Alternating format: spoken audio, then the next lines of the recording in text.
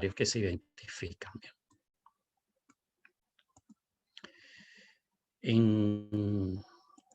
Voy a comenzar con los ciclos de primer orden.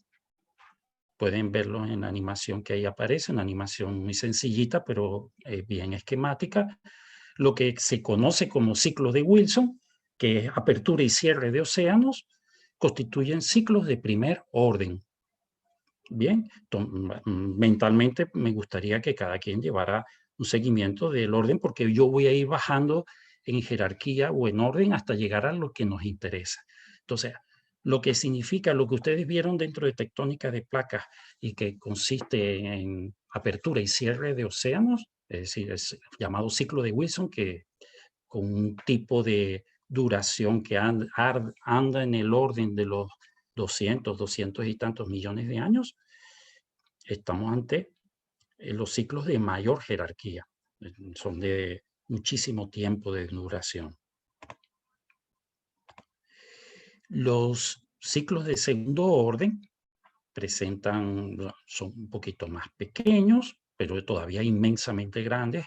Tienen relación con los cambios que se presentan en las tasas de expansión que ocurren en el piso oceánico. Fíjense, el primer ciclo era apertura y cierre de océano. Ahora, dentro de la apertura y cierre,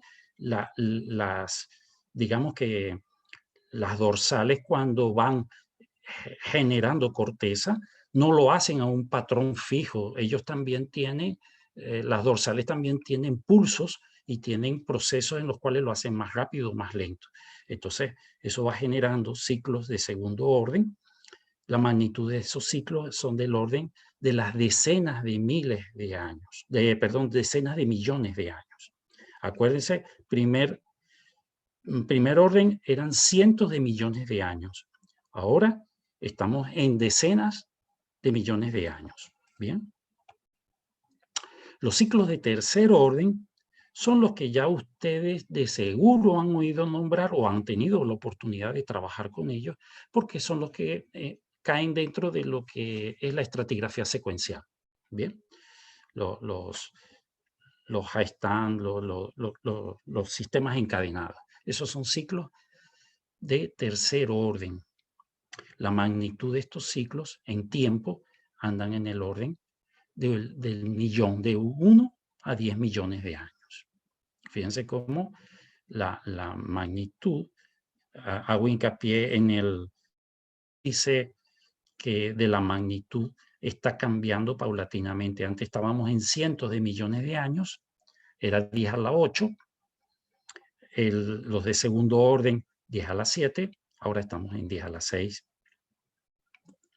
Aparecen unos ciclos que están en el orden de los 100.000 a 1.000.000 de años, que se conocen como ciclos de cuarto orden, y otros que aparecen entre 10.000 y 100.000 años, son de quinto orden, y en estos dos, digamos, órdenes de magnitud, cuarto orden y quinto orden, caen los llamados ciclos orbitales, ciclos astronómicos, o también aparecen en la literatura como ciclo de Milankovitch en honor a este científico del que luego voy a hablar un poquito. Bien, entonces hemos ido descendiendo en jerarquía o en orden de magnitud de estos procesos cíclicos. Aquí aparece en esta lámina, de una forma un poquito más esquemático, cómo han ido bajando los órdenes de magnitud de los procesos cíclicos que se van verificando en las secuencias sedimentarias, hasta llegar a los que aquí se reseñan, que corresponden a lo que cae dentro de lo que es Milankovitch. Pero existen ciclos más abajo, es decir, existen ciclos menores de sexto y séptimo y más abajo, que son los que se conocen como ciclos sub-Milankovitch. Ahí caen los ciclos solares. Están eventos que ya por la duración ya caen en las escalas de tiempo del ser humano y por tanto tenemos oportunidad de detectarlos o visualizarlos, como por ejemplo el fenómeno del Niño. ¿Ok? Inclusive existen las sedimentaciones estacionales, los que generan las barbas, ¿ok? Que son estacionales, o cada una línea corresponde un intervalo claro-oscuro, es una barba normalmente en sistemas lacustrinos y equivale a un año, e inclusive, y por ahí sé que está la doctora Olga Rey, un cariñoso y afectuoso saludo a la compañera, que muy querida, que trabajó en su momento en tesis doctoral y se dedicó a estudiar ciclos mucho más finos que los pudo detectar a través de microscopía, inclusive, si mal no recuerdo, hasta microscopía electrónica. Muy bien, entonces yo lo que quiero dejar en la audiencia es a veces este tipo de conceptos lo entendemos fácilmente y otras veces nos sorprende saber que existen todos estos procesos. ¿Ok? Entonces vamos ya a entrar un poquito en Milankovitch, en los ciclos de Milankovitch. Aquí muestro una imagen de un núcleo del mar Caspio y fíjense, estos son las barbas, aquí se puede apreciar lo que les estaba comentando. Un patrón cíclico se puede manifestar como una onda, realmente es una onda o un conjunto de ondas. Las ondas, como tal, lo sabemos de física, se pueden estudiar a partir de su frecuencia, amplitud y longitud de onda. No me voy a adentrar demasiado en los aspectos matemáticos, aunque les diré que es sumamente interesante. ¿Bien? De hecho, Milankovitch era astrofísico, pero que le metía muchísimo a la matemática y desarrolló una teoría que relacionaba los movimientos que hace el planeta Tierra con los cambios climáticos, porque él ya sabía que habían patrones climáticos de carácter cíclico. Y él fue el que, de alguna manera, intuyó, estableció, bueno, más que intuirlo, lo demostró matemáticamente, que los distintos procesos climáticos que los geólogos encontraban estaban relacionados con ciertos procesos que estaban ocurriendo en el planeta, que son los que se conocen como los movimientos o ciclos orbitales, que son los tres que ahí se aparecen en la lámina: excentricidad de la órbita, la oblicuidad y la precesión. Milankovitch fue un astrofísico de origen serbio, que realmente lo acompañó la mala suerte en su momento, porque, digamos, todo su hallazgo, que fue valiosísimo, lamentablemente lo publicó en serbio, ¿ok? Lo publicó en plena Segunda Guerra Mundial en el año 1942, donde nadie le prestó atención. Para colmo, lo publicó, como les indiqué antes, en serbio, en una revista serbia, la revista de la Real Academia de Ciencias de Serbia. Entonces ya ustedes se imaginarán quién carrizo iba a leer ese documento o ese resultado tan valioso. Y lo peor de todo es que lo escribió en serbio, no lo escribió en inglés. Entonces, su hallazgo quedó sepultado en el olvido durante mucho tiempo. Voy a brevemente a ir presentando las causas que dan pie a la existencia de estos movimientos de los cuales vamos a hablar. Todos nosotros estamos acostumbrados o sabemos desde la primaria que la Tierra tiene dos grandes movimientos: rotación y traslación. Sin embargo, existen otros movimientos que realiza el planeta, pero son movimientos muy sutiles, movimientos que se manifiestan en ciclos del orden de los 10.000, 100.000, ¿saben? En los niveles de los que antes hablamos, de entre 10.000 a 100.000 años los de quinto orden y de 100.000 a 1.000.000 de años los de cuarto orden. Entonces comenzamos hablando con el movimiento de precesión.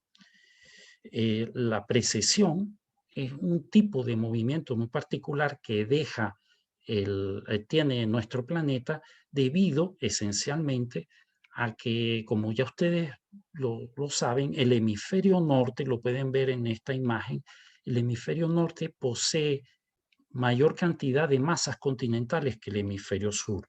En otras palabras, la masa del planeta Tierra no está balanceada. Hay un poquito más de masa hacia el hemisferio norte que hacia el hemisferio sur. Eso hace que la Tierra, cuando gira, lo hace en forma similar, respetando las diferencias, a un trompo o una peonza. Ese movimiento que ahora ustedes conocen propio del trompo con el que jugaban, espero yo que lo hayan hecho cuando eran niños,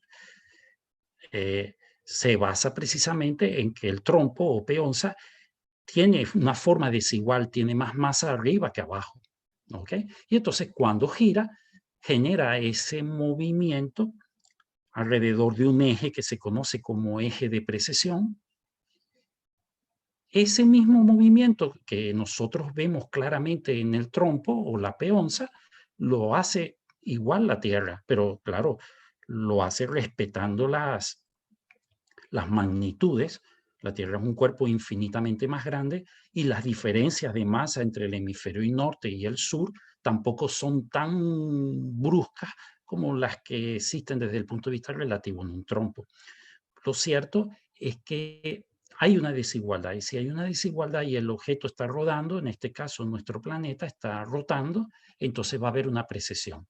¿En qué consiste la precesión? El mismo movimiento que hace el trompo. Ahí pueden verlo en la animación que aparece en la parte inferior. No es simplemente que la Tierra esté inclinada en los 23 grados que ustedes conocen desde que estudiaban en la primaria, sino que aparte de eso tiene ese baile, vamos a llamarlo así. ¿Cómo afecta eso al clima? Pues fíjense, recuerden que la Tierra, su órbita no es circular, es elíptica. Eso significa, y el Sol está en uno de los focos de la elipse. Entonces, hay un momento dado, por lo menos actualmente, en este momento, cuando es invierno en el hemisferio sur, es cuando está más cerca del Sol, mientras que el hemisferio norte, cuando es verano en el hemisferio norte, perdón, lo dije aquí cuando es verano en el hemisferio sur, está cerca del Sol. Cuando es verano en el hemisferio norte, está en la parte más alejada del Sol. Entonces quiere decir que la cantidad de radiación que recibe en el hemisferio norte y el hemisferio sur no es igual. Ahora, si ustedes se colocan en cualquiera de los dos hemisferios en el que les dé más rabia, se darán cuenta que, ok, en este momento si estamos en el hemisferio norte, tenemos esta situación, veranos suaves, pero cuando sean inviernos, también van a ser unos inviernos suaves. Bien, pero hace aproximadamente 11.000 años, a causa de la precesión, ese baile que les estoy indicando, que es muchísimo más lento que el que ustedes están viendo en la animación, cuando es invierno, en el hemisferio sur, está el hemisferio sur lo más alejado posible del Sol. Fíjense que aquí el hemisferio sur estaba recibiendo la radiación cerca. Aquí es verano en el hemisferio sur, cerca del Sol. Aquí es verano en el hemisferio sur, lejos del Sol. Y cuando es hemisferio norte, cerca del Sol, verano. Y cuando era al revés, hoy en día, cuando el hemisferio norte es verano, es lejos del Sol. Espero haberme hecho entender porque hay un juego de palabras y es posible que en algún momento me hubiese traspapelado con los términos, pero espero haberle demostrado de que la precesión hace de que la inclinación que ustedes están viendo, no la inclinación, sino el movimiento relativo de precesión, cambia la posición de los hemisferios respecto al Sol cuando inciden en la parte, están cerca del Sol o cuando está lejos del Sol. Entonces, aquí tenía una imagen que para recordar los términos de perihelio y afelio, que son los términos astronómicos con los cuales nos referimos a estos puntos, el punto más cercano al Sol, el perihelio, y el punto más alejado del Sol, el afelio. Entonces, resumiendo, la precesión genera este movimiento que están viendo aquí, ¿ok? Este movimiento que estamos viendo aquí. Pero resulta que aparte de ese movimiento, que es el que está haciendo que el eje dé esta vuelta que estamos viendo aquí, también el ángulo este famoso de 23 grados que conocemos y que es el determinante de que existan las estaciones en el planeta, este ángulo no ha sido estable en el tiempo, este ángulo cambia. Entonces, quiere decir que aparte del movimiento de precesión, existe otro movimiento en el cual este ángulo puede llegar hasta casi 25 grados o bajar hasta casi 20 grados. Entonces, también este cambio en el ángulo incide en la cantidad de radiación, en la cantidad de luz solar que llega a los distintos hemisferios del planeta. Entre menor es el ángulo, más parejas son las estaciones, menos diferencia hay entre verano e invierno. Mientras que entre mayor es el ángulo, más pronunciadas son las diferencias entre verano e invierno. Bien, sigo. Perdón. Entonces, en esta imagen pueden ver ustedes cómo es el movimiento de oblicuidad. Fíjense que no es igual al de precesión. Puede haber la posibilidad de confundirlo, pero no es igual. Los dos movimientos que he mencionado, tanto el de precesión como el de oblicuidad, son movimientos que corresponden por su duración, caen en lo que sería la jerarquía de quinto orden. ¿Okay? Todos ellos afectan climáticamente al planeta porque están modificando la cantidad de radiación solar que llega a los distintos hemisferios. Sin embargo, otro movimiento que es fuertemente determinante es el que se conoce como la excentricidad en la órbita. Sabemos, y antes lo mencioné, que la órbita de la Tierra alrededor del Sol no es circular, sino es una elipse. Pero esa elipse tampoco es constante. A lo largo del tiempo, esa elipse se va progresivamente achatando cada vez más, ¿ok? Y después vuelve otra vez a una posición casi circular. En la imagen que tienen del lado izquierdo pueden ver dos formas de la elipse, una elipse casi circular y la otra elipse un poquito más achatada, un poquito bastante más achatada. Entonces, este cambio que ahora están ustedes viendo también condiciona la cantidad de luz o de radiación solar que llega al planeta y una vez más, entonces también está condicionando a los factores climáticos en nuestro bello y maltratado planeta. Bien. Ok. Entonces, en esta otra situación que les presento, pueden ver las diferencias en el recorrido que efectúa la Tierra, en este caso, respecto al Sol, para una excentricidad de 0, que corresponde a la circunferencia perfecta, o una excentricidad de 0.8. ¿Okay? De todos modos, esta excentricidad es muy, muy exagerada. El planeta, el movimiento de excentricidad de la Tierra no es tan pronunciado como para llegar a esta forma que están viendo en este momento. ¿Quién ocasiona la excentricidad? La excentricidad, ¿a qué se debe? ¿Por qué la Tierra no mantiene una forma de rotar única, sino que por el contrario va modificando ese recorrido que hace alrededor del Sol? Eso se debe esencialmente a los dos grandes gigantes que tenemos en nuestro sistema solar, sobre todo Júpiter, en menor medida Saturno. Recuerden que son planetas que también están girando, tienen una gran masa, y si ustedes se acuerdan de las leyes de Newton, esos planetas también ejercen efectos gravitatorios importantes sobre el nuestro. Es cierto que es el Sol el que gobierna nuestra dinámica gravitacional, la que es responsable de los movimientos de rotación y traslación. No obstante, Júpiter y en menor medida Saturno, en su movimiento alrededor del Sol, hay momentos en que se acerca un poquito más a la Tierra o se aleja más de la Tierra y su efecto gravitatorio se siente en la forma de las órbitas. ¿Okay? Entonces ya saben que, fíjense, de manera posiblemente impensada, Júpiter y Saturno en menor grado influyen en el clima de la Tierra. Bien, tomen nota de esto.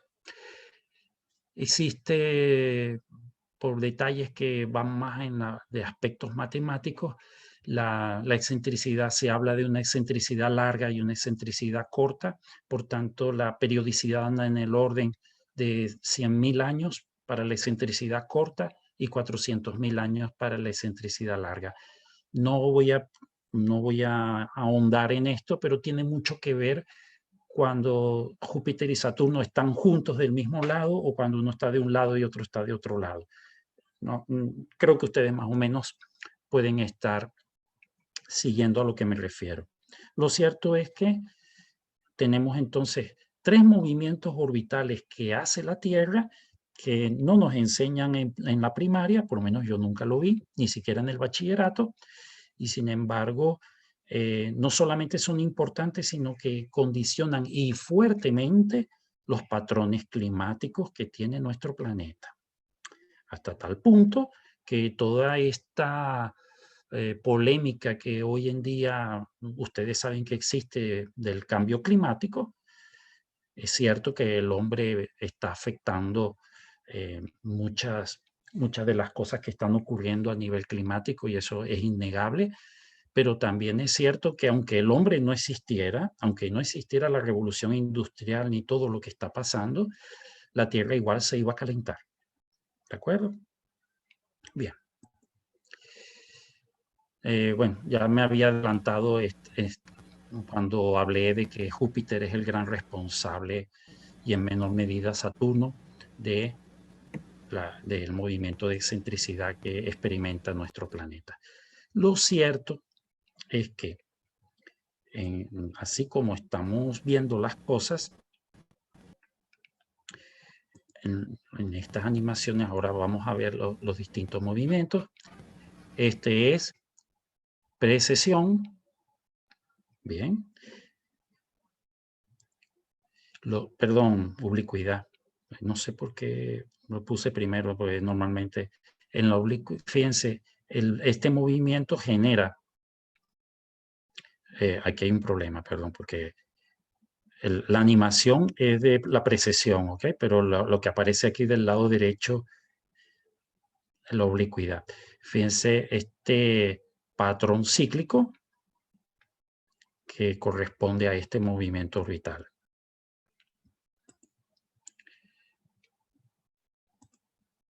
Ya me acuerdo, disculpen, es que en la misma lámina tenía los dos movimientos, el de precesión del lado izquierdo y en el lado derecho están viendo en este momento la oblicuidad, ambas operando para que ustedes puedan visualizar las diferencias entre ambos movimientos. Bien.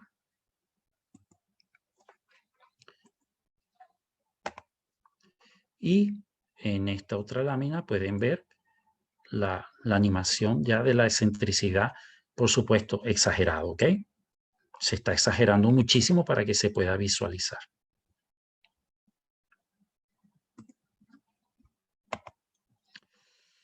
Bueno, algo que ya también mencioné brevemente antes, porque la teoría de Milankovitch fue ignorada durante casi 50 años, bueno, menos, hasta que en 1976 apareció un artículo publicado en Science de unos autores que examinando sedimentos marinos profundos encontraron mediante isótopos de oxígeno, estaban interesados en ver el patrón de temperaturas y se dieron cuenta que las curvas generadas se parecían muchísimo a las variaciones de temperatura que Milankovitch predecía.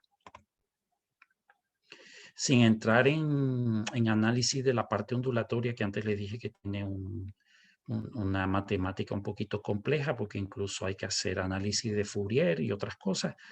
Pero lo cierto, brevemente, si yo tengo varios patrones cíclicos de distinta magnitud y los sumo, las ondas van a ser interferencia o constructiva o destructiva.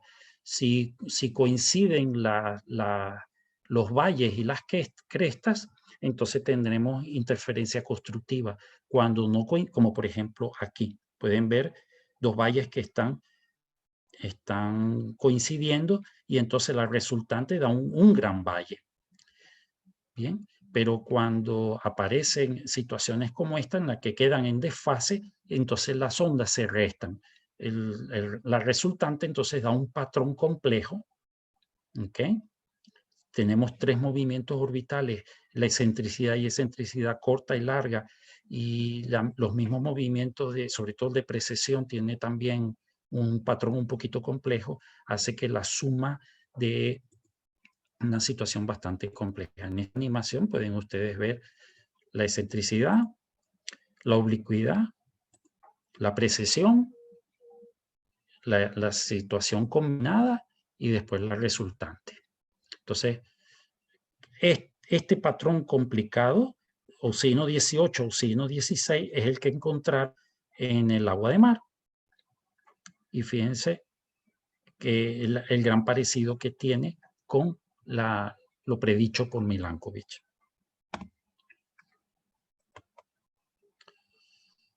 Estas cosas las voy a pasar relativamente rápido. Lo que quiero aquí indicar es que si yo tengo una sola onda, y aquí estoy en el campo,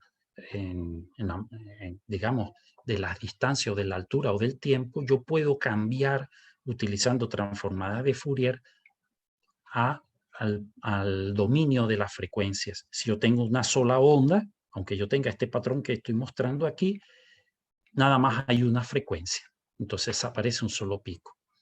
Si yo tengo dos ondas, entonces aparecen dos frecuencias. Aquí se puede ver mejor. Aquí pueden ver dos ondas, cada onda una frecuencia. Si tengo varias ondas, que cuando se suman me dan un patrón complejo, pero si yo puedo pasar de esta escala en tiempo, me puedo pasar a la escala en frecuencia, entonces se me simplifica mucho la cosa, porque no tengo que analizar este patrón tan complejo que cuesta visualizar, sino que yéndome al campo de las frecuencias, puedo ver cuántos patrones están superpuestos. Creo que esta imagen es bastante explicativa de lo que quiero indicar. En vez de analizar esto así en el dominio del tiempo, me voy al dominio de las frecuencias. Por eso necesito transformadas de Fourier. Entonces, esto que se ve tan complicado, cuando se lleva al periodo, digamos, al dominio de la frecuencia, aparecen las señales que entonces sí las puedo identificar. La relación entre precesión, oblicuidad y excentricidad tiene un patrón que ya el hombre conoce. Entonces, se puede identificar esta relación de patrones después en una secuencia sedimentaria cualquiera. Fíjense cómo poco a poco hemos ido avanzando desde el análisis de los movimientos orbitales para pasar a las ondas, para ahora volver a las situaciones de nuestro interés. Solamente quería mencionar que aparte de Milankovitch existen otros procesos sedimentarios, otros procesos cíclicos que también afectan la sedimentación. Bien. El análisis cíclico de una secuencia sedimentaria ha adquirido tal desarrollo que hasta existe un área de la estratigrafía conocida como cicloestratigrafía que estudia todo este proceso, no solamente los ciclos tipo Milankovitch, sino todo tipo de ciclos. Bien.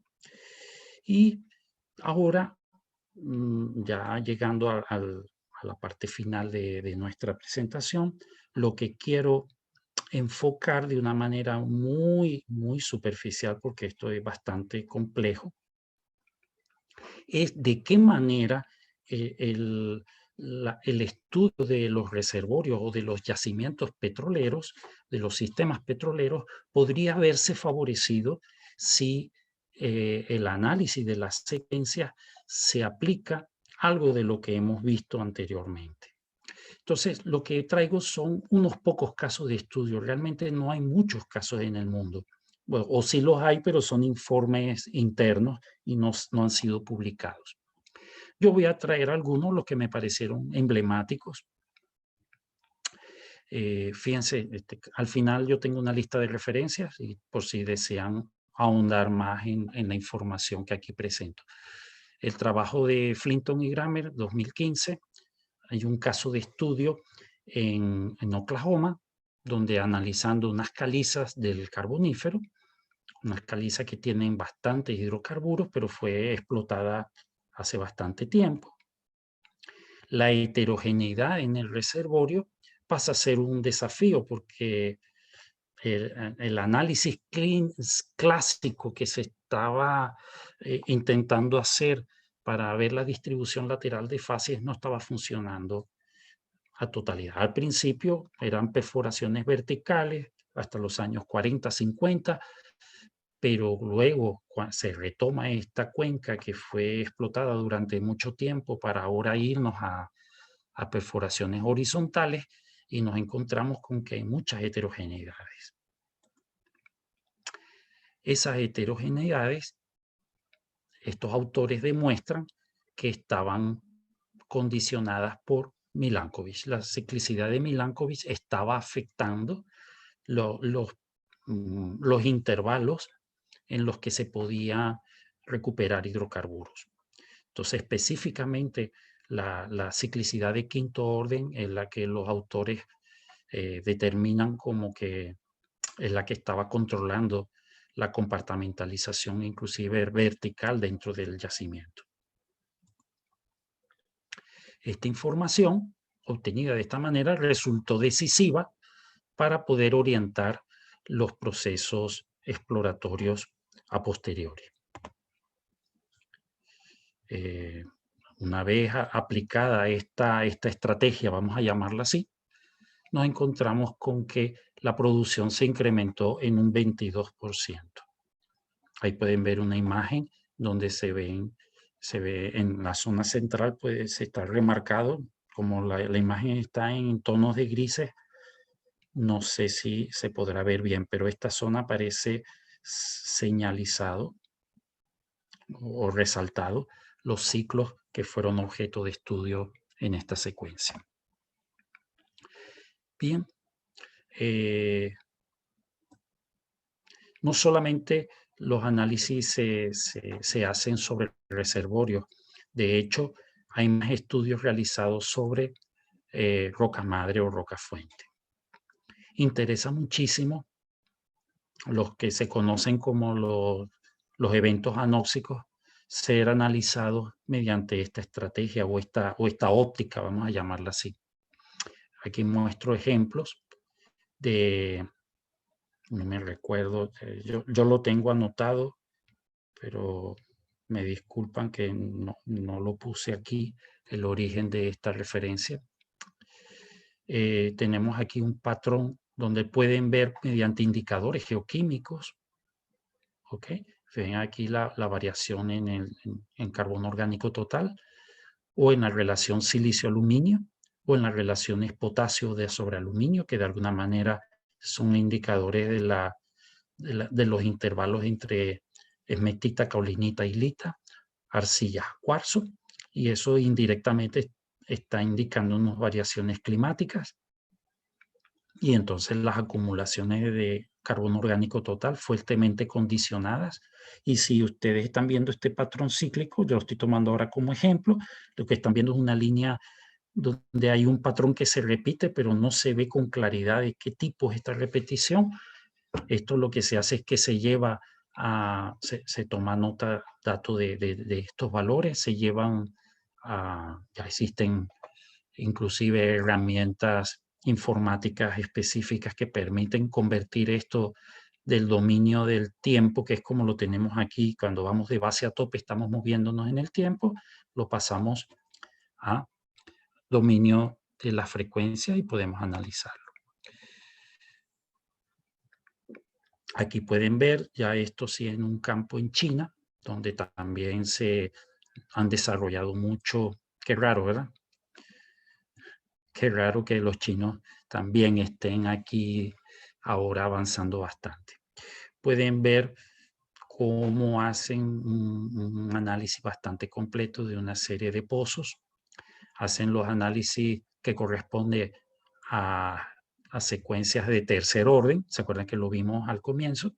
Y luego empiezan a ver mediante el análisis matemático a la señal, pueden hacer como una especie de deconvolución e interpretar apropiadamente las señales. Estos patrones que ustedes están viendo en tonos de azul y de rojo y amarillo corresponden a una forma particular de hacer el análisis, porque hay algo que no mencioné, tampoco puedo decirlo todo, pero brevemente, todos nosotros hemos interpretado como que la altura estratigráfica es proporcional al tiempo. Eso es válido solamente si la tasa de sedimentación se ha mantenido constante. Y ustedes saben muy bien que muy pocos ambientes sedimentarios mantienen tasas de sedimentación constantes. En ninguna cuenca vamos a encontrar que la tasa de sedimentación es constante. Entonces, el análisis matemático se complica un poco y lo que están viendo aquí son unos escalogramas que los tonos de colores que ven representan la interpretación, sin ir más allá de eso. Bueno, fíjense, hasta tal punto se han desarrollado estas cosas que ya hasta existen cursos que desarrolla la SEPM sobre cambios en el ciclo, en los cambios en el nivel del mar según Milankovitch, los reservorios y cómo afecta esto a los yacimientos. Estoy dejando más que todo títulos de trabajos que pueden ser emblemáticos, sobre todo para los que de ustedes deseen profundizar un poquito más. Fíjense, este trabajo se cita bastante porque estos señores se dedicaron a hacer una calibración de la ciclicidad de Milankovitch durante un intervalo muy particular, un intervalo muy particular del Cretácico, donde se dio el evento oceánico anóxico 2 y sobre todo por el hecho de que muchas de las rocas madres en distintas partes del mundo generaron en este momento.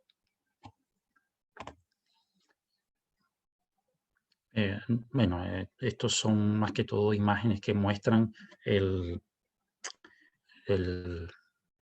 cómo se ha aplicado lo que hemos visto. Otra imagen. En este caso, estaban estudiando heterogeneidades en una roca madre y han encontrado que responden perfectamente a Milankovitch.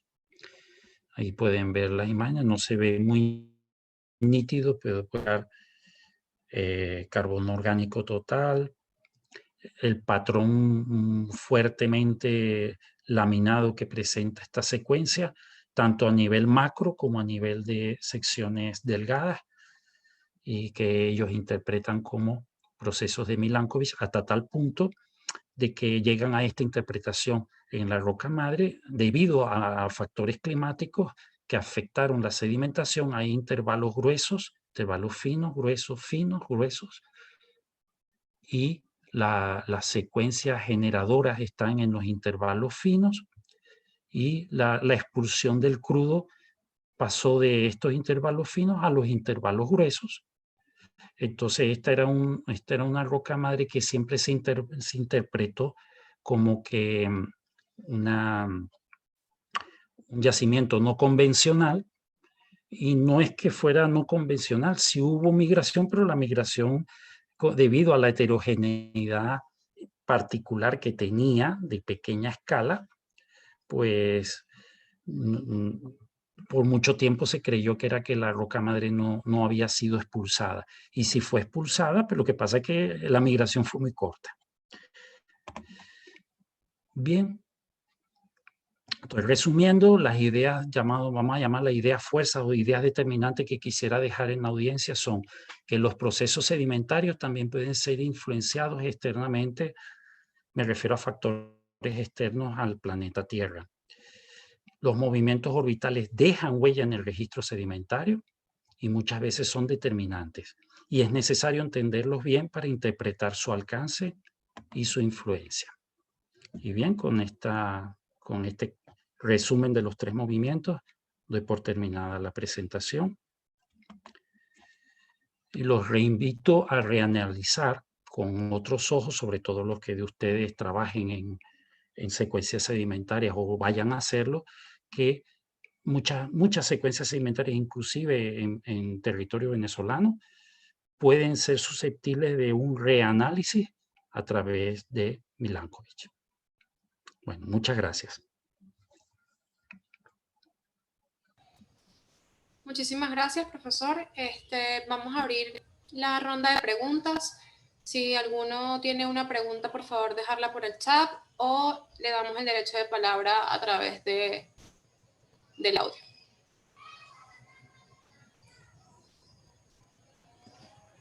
Profe, le mandan que su presentación fue excelente. Henry Labrador, un abrazo. Mi compadre, Henry, el compadre, un gran abrazo, Henry. Gracias. Profesor, no sabe cuánto gusto me da en saludarlo. Muchísimas gracias por compartir sus conocimientos y extensa pedagogía. Rafael Fancón, muchas gracias. Manuel, excelente presentación y muy interesante información. Saludos. Gracias. Gracias, Rafael. Un gusto Yaswin, saber que estás aquí. Yaswin. Guzmán, excelente y muy interesante presentación, profe. Muchísimas gracias. Fernando Marcano, igualmente. Manuel, gracias por excelente presentación. Saludos. Doctor Marcano, ¿cómo está? Qué bueno saber de tantos compañeros, tanto profesores como tanto colegas como estudiantes. Qué bien. Olga Rey, qué alegría asistir a una charla suya. Olga, qué bueno. Profe, Olga. por acá le tienen una pregunta. Alan Ajá. Rivera, ¿qué evidencia es la que se debe presentar en una secuencia sedimentaria para atribuirla al quinto ciclo de Milankovitch? A ver, no es tan fácil separar uno de los ciclos de los otros, porque estos 3 ciclos están juntos y de hecho, cuando lo que vemos es la respuesta sedimentaria. Nosotros lo que vemos es cómo estos procesos han cambiado el clima y a través del clima cambian los procesos sedimentarios, pero nunca vamos a ver un proceso divorciado de los otros dos. Siempre los 3 ciclos están siempre juntos. Lo que puede pasar es que en un momento dado alguno de estos ciclos haya sido más, porque a veces lo que sucede es que puede ocurrir, como es una superposición de ondas, que en algún momento las 3 ondas coincidan en fase en un momento dado. Y entonces ahí las condiciones climáticas pueden ser más extremas de lo que normalmente son. ¿Qué significa? Que puede coincidir que la excentricidad esté generando una disminución muy grande en la temperatura en el planeta y que casualmente la Tierra en ese momento esté haciendo un movimiento de precesión o de oblicuidad que todavía maximice el fenómeno que genera la excentricidad. Pero es difícil separar uno de los patrones respecto a los otros. Lo poquito que yo tuve oportunidad de hacer en algún momento con una secuencia en el estado Táchira no me permitía no permitía hacer una separación de solamente identificarlos. Lo bueno de que los identifiques es que, como tú sabes, como se sabe que cada uno de ellos tiene una frecuencia, tú puedes calibrar después la secuencia sedimentaria, o por lo menos en términos de tiempo, porque si tú sabes que tú estás encontrando un patrón cada tantos centímetros, por ejemplo, cada 58 centímetros, por dar un número, y tú logras determinar de que ese patrón cíclico corresponde a precesión, entonces, bueno, la precesión dura 17.000 años o 21.000 años. Entonces quiere decir, ya uno puede empezar a estimar, solo estimar tasas de sedimentación. No sé si logré explicarme. Sigue enviándole muchas felicitaciones, profe. Fernando Marcano, Manuel, gracias por excelente presentación. Qué bueno. Vamos a ver si hay otro mensaje. Ok. Manuel Franklin, Yori menciona la ciclicidad en el estudio Querecual, inclusive calcula la tasa de sedimentación basada en ciclos considerando el espesor de las láminas con materia orgánica. No recuerdo, mencioné Milankovitch. Muy interesante, sería darle un enfoque con Fourier, como explicaba. Bien, sí recuerdo que Franklin en Querecual, que de hecho sí, bueno, él trabajó con Querecual en varias localidades, tanto en Oriente como también en el estado Guárico, al sur de Guatopo. Yo me recuerdo que él tuvo uno o varios tetas trabajando en esa zona. Y sí, él me habló, de hecho, pero claro, cuando él me habló de esos patrones cíclicos era en la época en la que yo no sabía nada al respecto. A ver, va a depender de a qué frecuencia, de cuántos centímetros o de cuántos metros era ese patrón cíclico para poder saber si corresponde a Milankovitch. Hay un detalle también, por la brevedad de la presentación no se podía hablar de todo. A medida que nos vamos más atrás en el tiempo,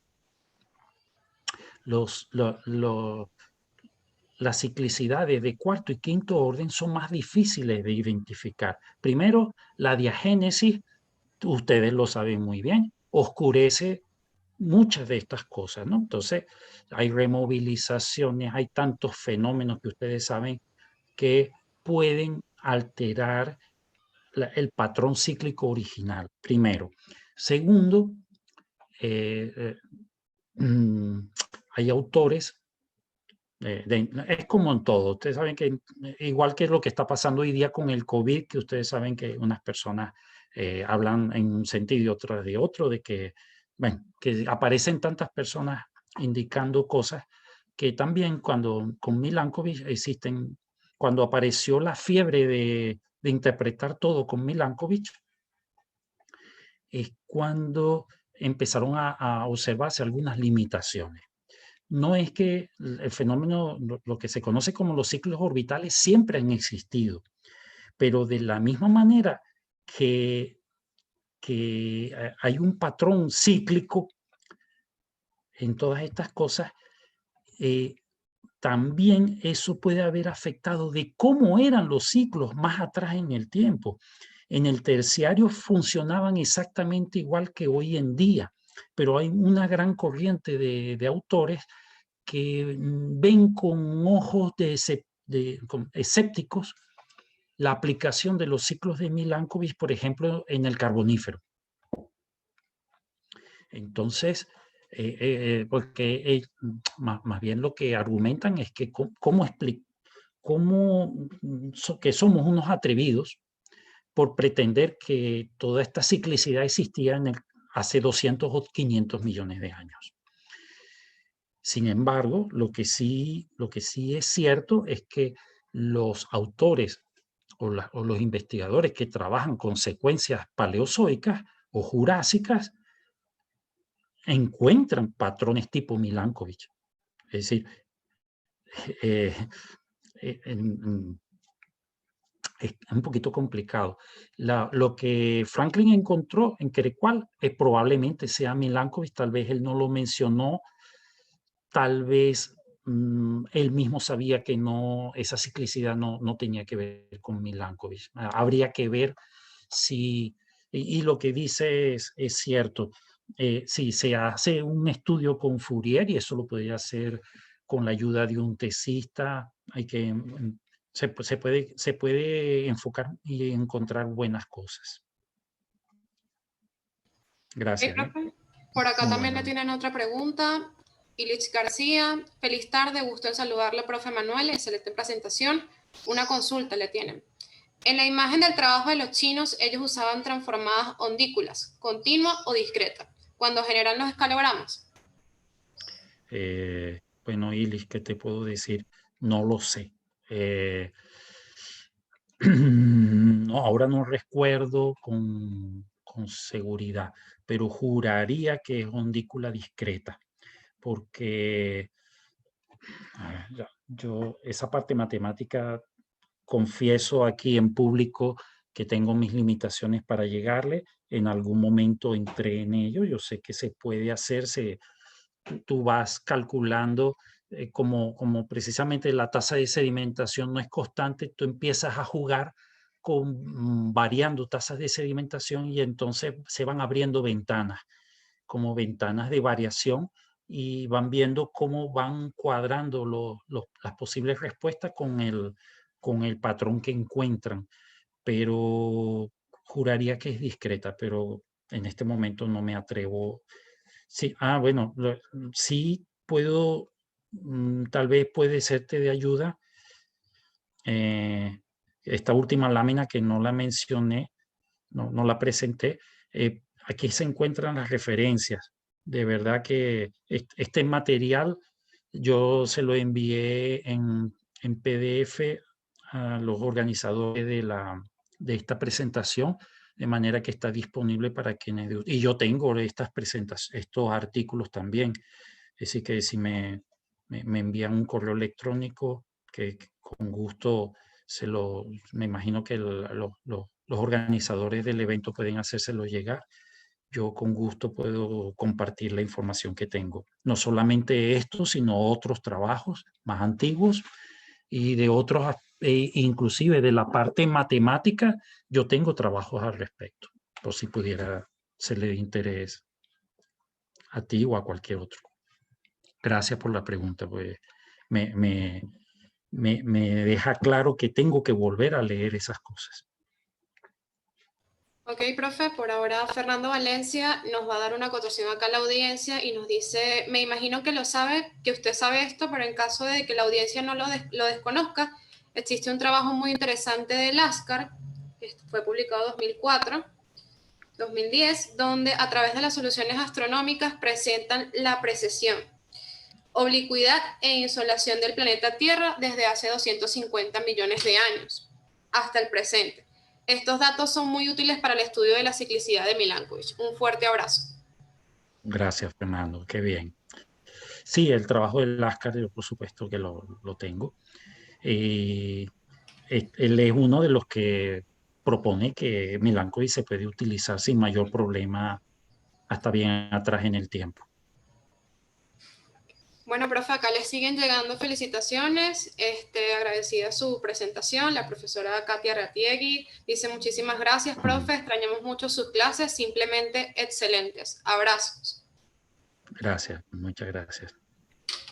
Bueno, si alguien tiene alguna otra pregunta o alguna acotación para el profesor, voy a dar unos 2 minutos para proceder con el reconocimiento.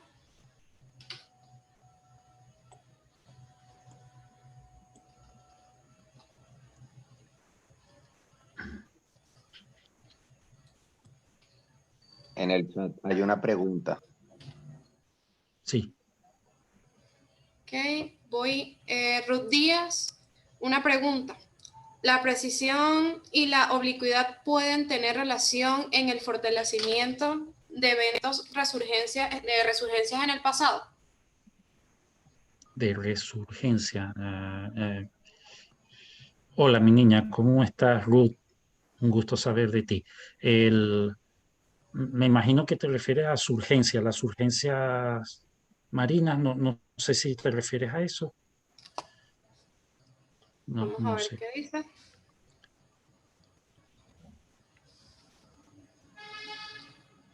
Sí, Welling, perfecto, Ajá, exacto. Welling. Exacto, sí, es urgencia. Déjame pensar, en principio sí. ¿Por qué no? Porque los fenómenos de surgencia tienen mucho que ver, bueno, evidentemente son corrientes oceánicas y las corrientes oceánicas están fuertemente influenciadas por los patrones climáticos. Claro que sí, claro que sí. Inclusive los eventos anóxicos también, si ustedes recuerdan, muchas veces estas cosas están acompañadas de momentos de productividad primaria muy exuberante. Eso muchas veces está relacionado también con procesos de Welling. Okay. Una pregunta de Alan Rivera. ¿Considera que este tipo de estudios abren el debate sobre el calentamiento global antropogénico o se complementan? Bien, lo que voy a comentar ahora posiblemente sea digamos, una opinión personal, ¿de acuerdo? El calentamiento global y el debate que existe sobre el calentamiento global es una conversación o una discusión entre sordos. No sé si con esto doy a entender algo. Se sabe, la comunidad científica sabe que a nivel geológico sobre todo, o sea, los geocientíficos sabemos que los procesos de calentamiento o enfriamiento global han existido a lo largo del planeta durante cualquier cantidad de tiempo y siguen existiendo y van a seguir existiendo, esté el hombre o no esté el hombre presente. De hecho, estamos en un periodo interglacial y estamos en un proceso de calentamiento. No, tal vez algunos de ustedes piensen que le estoy dando la razón al presidente Trump, ¿no? Pero ciertamente la Tierra se va a calentar y el hombre, aunque el hombre no esté, la Tierra se va a calentar. Eso no quita que, y ahí viene el entorno, digamos, el enfoque más de los biólogos, que es cierto que el hombre parece estar acelerando este proceso. Es decir, el hombre está haciendo desastre. ¿Qué es lo que está haciendo el hombre? Aumentando la entropía del planeta. Todo lo que estamos viendo, los microplásticos, la basura, el calentamiento, esto es entropía. Bien, es un enfoque termodinámico. Simplemente el hombre está obteniendo energía a partir de la Tierra y ustedes saben que esos son procesos irreversibles y generan un aumento de entropía. Y esa entropía se tiene que manifestar de alguna manera en todo lo que estamos viendo. Pero intentando, no sé si conciliar o... El debate siempre va a existir. Estudios como estos lo que hacen es demostrar que aunque el hombre no esté presente, la Tierra se iba a seguir calentando. No sé si con esto, porque la pregunta que me hace Alan es si este tipo de estudios abren el debate. Yo creo que el debate es una conversación sin fin porque nunca se van a poner de acuerdo, ¿bien? El punto de vista biológico ambiental, que es totalmente válido también, hace un enfoque inmediatista, es decir, siente que todo lo que está pasando es por lo que el hombre hace. Y es cierto que el hombre está afectando el clima y está afectando infinidad de procesos, pero aunque el hombre no esté, el planeta se iba a calentar. Ok, perfecto. Excelente presentación, profesor. Saludos, Yanitza Rivas. Gracias. Ok, por ahora no hay más preguntas, entonces creo que podemos dar por concluido la conferencia del día de hoy. Vamos a hacerle un reconocimiento al profesor. Profe, disculpe, ¿será que puede dejar de compartir pantalla para mostrarle el reconocimiento? Muy bien. Ok, perfecto. momento. Entonces, procedemos con el reconocimiento otorgado a Manuel Martínez por su valiosa participación como ponente en el evento del ciclo de conferencias Geoquímica y Ambiente, doctora Liliana López, Caracas, Venezuela, como tema los ciclos de Milankovitch y su aplicación en el estudio de sistemas petroleros, firmado por Gabriel Wilkins, presidente del APG UCB, el profesor Jesús Monsalve, APG Young Professional, la directora del Instituto de Ciencias de la Tierra, Katia Ratiegui, Edgar Marcano, presidente de la Asociación de Geoquímicos de la UCB. Antes de despedirnos del profesor, queremos invitarlos el día de mañana, miércoles 28/10 a las 10 de la mañana, a través igual sobre esta plataforma de Zoom. Estaremos conversando con el doctor Manuel Fermín sobre hidrodesulfunación. También queremos invitarlos en el curso de contaminación por plásticos y microplásticos dictado por la doctora Adriana Gamboa, que será el día desde el 31 de octubre hasta el 28 de noviembre. La duración son 40 horas. Muchísimas gracias y espero sigan disfrutando de nuestras conferencias. Y hasta luego, profe. Gracias por impartir su conocimiento con nosotros y por distraernos en toda esta ola de locura. Al contrario, para mí ha sido un placer compartir con ustedes, sobre todo volver al lugar que me formó, que es la Universidad Central de Venezuela, que siempre y será la primera casa de estudios de Venezuela. Así será. Muchísimas gracias a todos. Hasta mañana. Los esperamos el día de mañana a las 10. Muy bien. Hasta luego. Hasta luego.